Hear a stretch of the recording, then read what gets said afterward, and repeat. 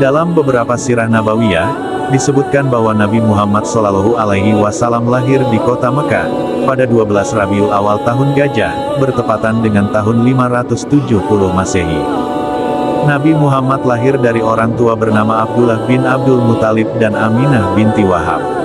Abdullah merupakan seorang saudagar yang sering bepergian ke negeri Syam. Akan tetapi Abdullah meninggal dunia saat Aminah mengandung Nabi Muhammad yang baru berusia 2 bulan.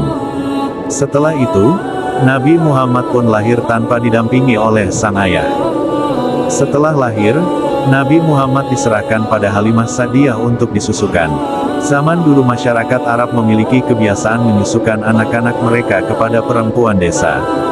Hal ini bertujuan agar anak-anaknya tumbuh di lingkungan pedesaan yang udaranya masih bersih. Nabi Muhammad pun tinggal bersama ibu susunya di dusun Bani Sa'ad selama 4 tahun. Kisah Nabi Muhammad selanjutnya di usia 6 tahun sang ibu pun wafat. Kemudian Nabi Muhammad SAW dirawat oleh kakeknya dari pihak ayah yaitu Abdul Muthalib. Selang 2 tahun, sang kakek pun wafat. Sejak saat itu Nabi Muhammad SAW dirawat oleh pamannya bernama Abu Talib, yang merupakan salah satu petinggi dari keluarga Bani Hashim. Nabi Muhammad SAW pun sering ikut berdagang ke Syam bersama pamannya.